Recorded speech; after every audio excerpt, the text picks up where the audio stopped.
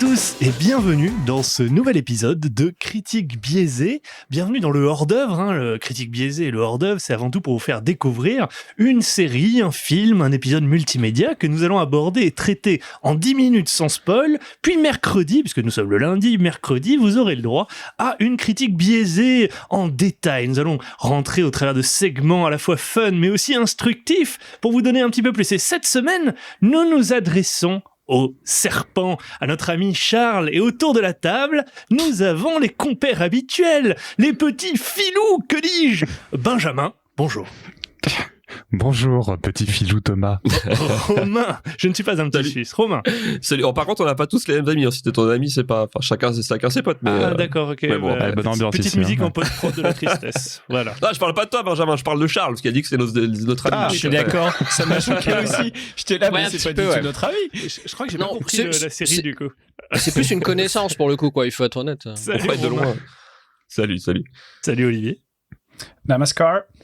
Ah ouais, le mec est Oh, le in type. character. Pierre, salut. Eh, bonjour.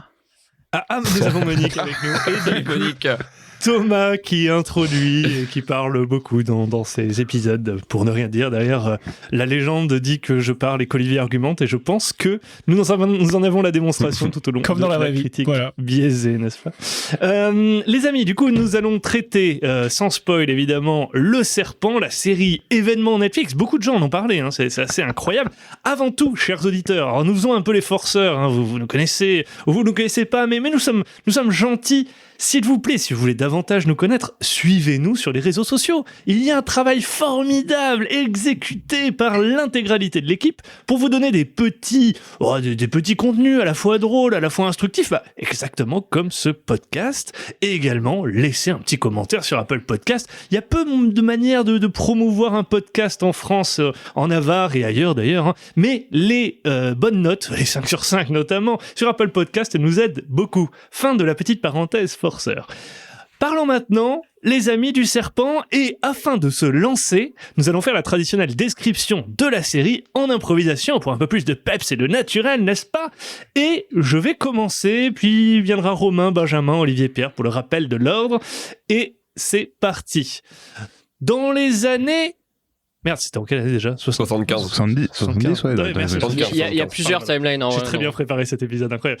Dans les années 70-80, une personne à la fois charmante et énigmatique se balade, reçoit, parle, boit, rencontre des gens en Asie. Mais on va très vite se rendre compte que ce personnage énigmatique est est une personne pas si sympa que ça. Il invite des gens à boire des verres qui sont remplis de certaines substances et ils finissent par dormir chez lui dans un état pas très recommandable. C'est d'ailleurs des choses qui se passeront en compagnie de sa compagne, hein, qui a apparemment un char d'assaut Leclerc dans la gorge, vu l'horreur qu'on entend. Bref. Donc ces gens seront amenés à dormir chez eux et à parfois ne plus jamais se réveiller, à souvent ne plus jamais se réveiller.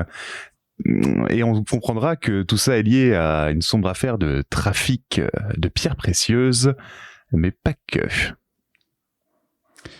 Et oui, pas que, puisque on trafique aussi pas mal les papiers d'identité, puisque c'est des gens finalement qui adorent voyager et on ne les jugera pas pour leur amour du voyage. Mais par contre, nous les suivons dans beaucoup de leurs aventures et dans toutes les situations où ils vont profiter du malheur de quelques touristes et hippies en quête de zénitude. Et pour contrecarrer leur plan, un diplomate hollandais sera sur leur chemin du nom de Herman Kneppenberg, qui fera tout ce qui est en son pouvoir, pas comme les autorités du reste du pays, pour tenter d'arrêter ses méfaits, au prix même de son mariage et de sa carrière. Formidable, merci les amis. Alors rappelons-le, hein, c'est une histoire vraie qui est du coup pilotée par Netflix, enfin que Netflix a créé et ça Et la rajoute BBC, un petit- la BBC aussi. et la BBC, La BBC. ouais. C'est coprod. Tout à fait. D'où Monique d'ailleurs, hein, britannique de son pense. état. Bah, Québécoise tous, hein. également. Nous y reviendrons Oui, dans tous anglais, barbecue. de toute façon. Ouais, Tous, clairement. Et son char Québécoise, passage, ouais. hein. Donc voilà, les amis, petit avis de chacun et nous passerons du coup à la suite pour donner envie à nos auditeurs de regarder ou pas Le Serpent et d'après écouter le barbecue mercredi. Nous commençons par Pierre.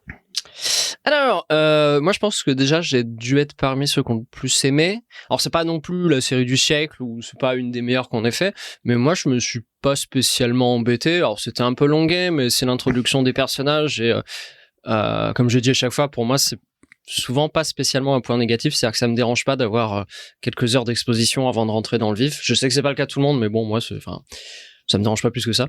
Par contre, il y a eu des problèmes sur le casting et la volonté de faire caster des Français par des non-Français ou des Hollandais par des non-Hollandais. Et au niveau de la voix, ça devient un peu gênant parfois.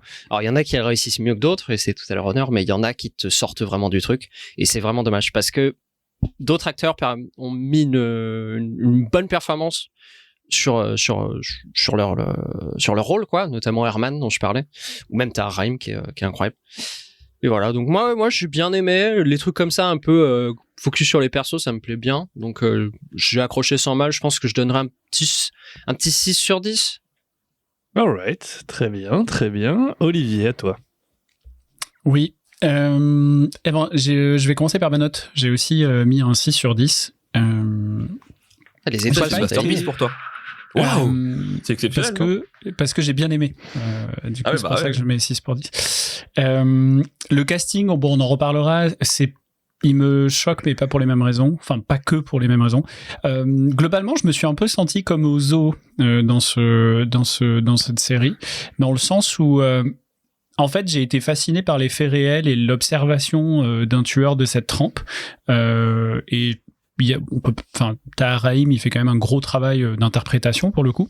Mais j'étais assez déçu. Donc le côté réaliste était vachement cool. Par contre, j'étais assez déçu par la fiction. Pour être honnête, la photographie, je la trouve vachement stylisée. J'en avais un peu parlé aussi chez Snyder. La structure narrative qui est parfois de nature à te perdre. Et en fait, un des grands absents, je pense, de cette série, c'est que, quitte à faire une fiction sur un tueur comme ça serait intéressant de s'aventurer un petit peu, expliquer les motivations des différents acteurs. Et ça, je développerai, mais pour moi, c'est un grand absent de la série. Donc, on reste vachement en surface, vachement en observation. On est presque comme derrière une vitre. On est témoin de l'horreur, mais du coup, je me suis senti au zoo, quoi. C'est ça qui m'a un peu déçu. Ça marche. Benjamin, à toi. Moi, écoute, c'est très simple. Je m'inscris totalement en faux sur le jeu d'acteur, sur l'implication dans la série, j'ai jamais réussi à rentrer dedans en fait. Et par contre, je rejoins Olivier sur le fait qu'on est au zoo, quoi. Parce que moi, j'ai pas pu m'immerger dans une série où on connaît pas en fait nos personnages principaux. On les voit en flashback rapide sur quelques lignes, sur quelques dialogues qui les définissent à peine. Il y a pas on est sur une série qui parle d'un tueur international. On voit 6 scènes dans le film, dans la série. Je parlerai plus en détail et plus violemment plus tard des accents de certains qui m'ont donné envie de me trancher les veines. Il y a rien en fait pour moi qui me dit putain, c'était vraiment pas mal, j'en tire une bonne expérience. En fait, moi ce qui m'a gêné, c'est que j'ai un peu de mal à accepter qu'on m'ait imposé 8 heures de documentaire avec des acteurs. T'enlèves les acteurs, tu réduis de 6 heures le truc, j'aurais carrément pu apprécier.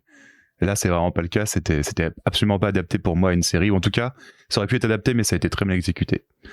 Et du coup, moi, ma note, ça va être... allez, je suis gentil, je l'augmente un petit peu par rapport à ce que j'ai laissé leaker hier. Ça va être un 2. Ah ouais, incroyable. Ni plus ni moins. Il a doublé sa note. En fait. C'est beau.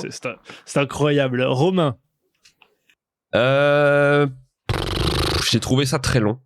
J'ai vraiment trouvé ça très long. Il y a plein de choses qui m'ont empêché de vraiment rentrer dedans. Pareil, on n'a pas vraiment les origines de Sobrage. On sait pas trop pourquoi il tue des gens. Enfin, c'est un peu longué. En vrai, au bout de 4 épisodes, j'ai commencé parce que moi, j'avais déjà vu un reportage sur lui il y a quelques temps ou quelques années, en fait. Donc, je connaissais un peu l'histoire.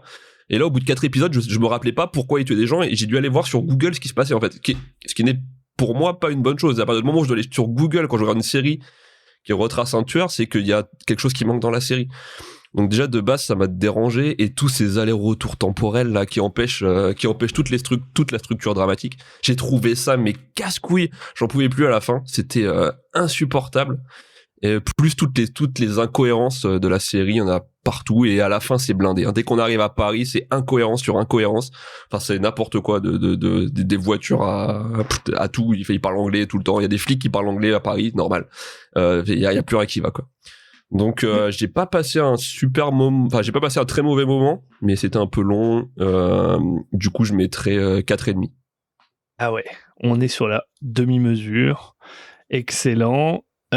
Pour ma part, je suis en train de calculer la note en avance de phase comme ça. Oh putain, ça m'évitera de le calculer tout à l'heure. Alors pour moi, bon déjà, moi je trouve l'histoire assez ouf quoi. C'est assez fascinant cette histoire vraie de ce tueur en série, mais c'est d'une lenteur. Après.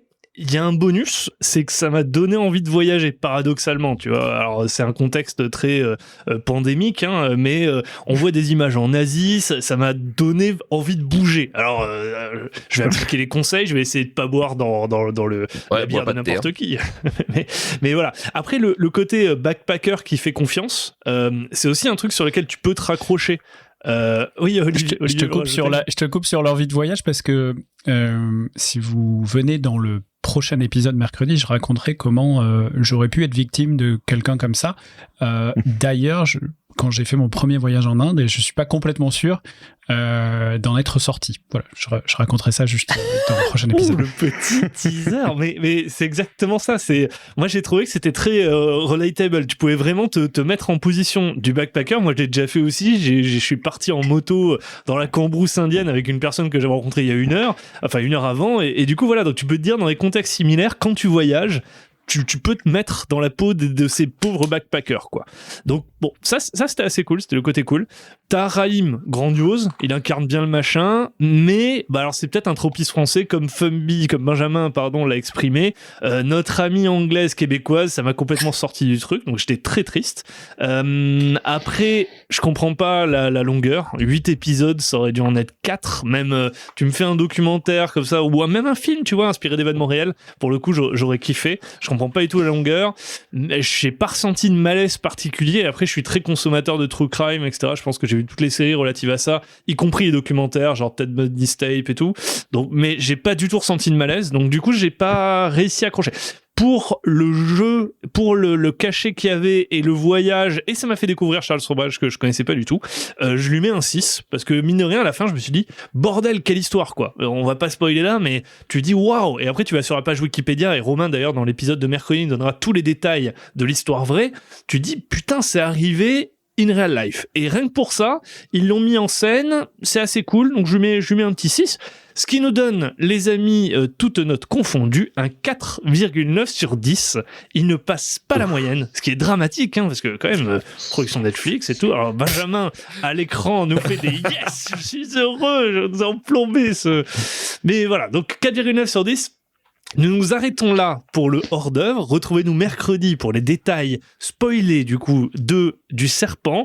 Nous allons rentrer dans à la fois l'histoire vraie avec Romain. Nous avons un nouveau segment du tribunal de la critique biaisée. Alors venez, hein, il y aura beaucoup de petites blagounettes, voilà. Venez découvrir ce segment et un débat comme à son habitude avec les 5 qui se parlent les uns sur les autres.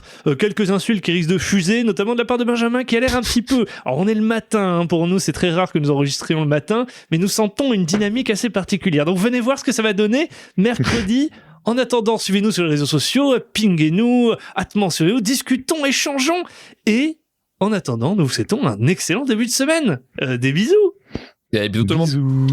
Allez, salut.